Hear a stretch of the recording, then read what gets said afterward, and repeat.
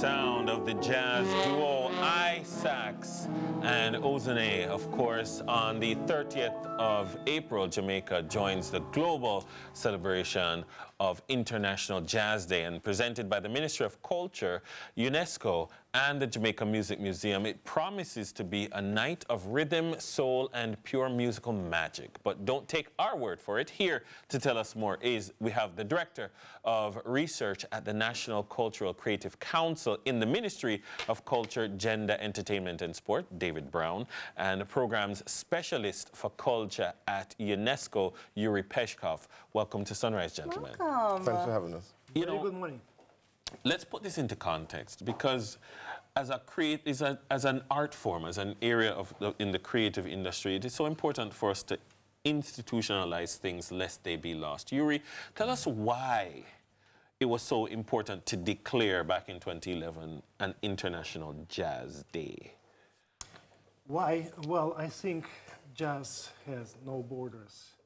It unites cultures, and for UNESCO, it's very important that we are, celebrating this art form. UNESCO has various international days. For example, yesterday it was International Dance Day. Yes. 15th of April was World Art Day. So we are having these days to celebrate the creativity, the diversity of cultural expressions, and therefore the Jazz Day, proclaimed in 2011, is celebrated all over the world. I think estimation is like 2 billion of people is celebrating this just now. Really? Yes. Wow. So, David, the ministry, of course, is on board. What is the jazz community like in Jamaica? Is it large? Are we trying to build it? What's happening there? It isn't as established as, say, the dancehall community. But, I mean, we're the Ministry of Culture, and there are many forms of expressions that we try to develop. But the jazz community in recent years, especially post-COVID, has really thrived. You have a lot of venues now that cater to jazz audiences, and musicians are slowly making the kind of livelihood that they expected to prior to COVID. And now that the ministry has become involved in Jazz Day, it affords them another opportunity to hone and display their talent and craft. Speaking with the guys earlier this morning, it was important, they mentioned the support that the ministry is giving to this initiative. Right. And it's so important for, as government, to establish, not just policies and programs, but actually initiatives like this and that kind of a support. What other initiatives would you say the ministry is looking from the, a creative council perspective to get involved in?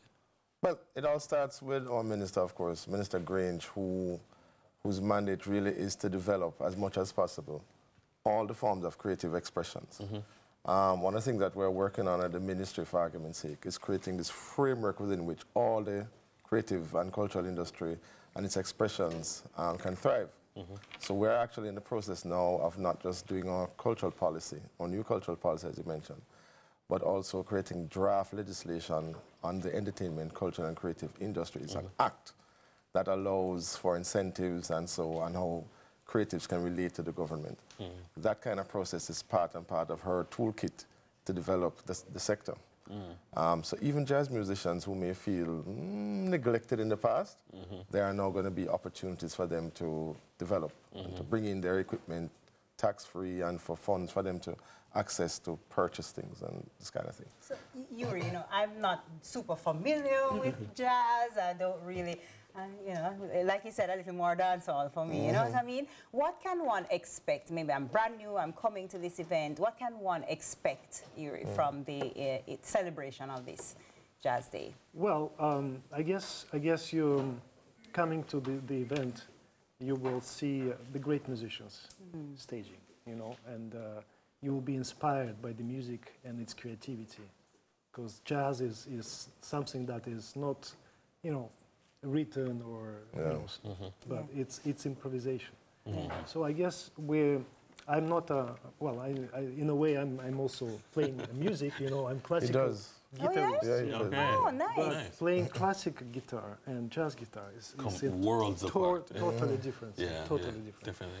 So, but you're getting the inspiration from the jazz music. I think that's something that is really expected.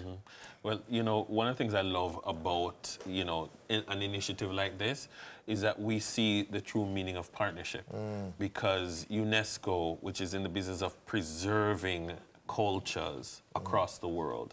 You have the ministry in terms of providing policy and program oversight, along with the creatives coming together to stage something like this. I really hope it gets good support later tonight. So remind us, it is tonight.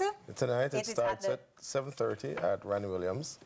And by the kind of feedback we're getting, I'd advise people to reach early because we're expecting an overflow, which is a good thing. Love that. Love It's a that. good thing. Love a lot that. of those high school bands who, you know, are introducing kids into jazz from an early age, get them out and get them going. Parents, free. take them. And it's free, remember, our that. favorite word, it's free. So thanks so much, gentlemen. Thank you, That was David Brown, much. Director of Research at the National Cultural Creative Council in the Ministry of Culture, Gender, Entertainment and Sport, and Yuri Peshkov, Program Specialist for Culture at UNESCO. Stay with us. We'll be right back.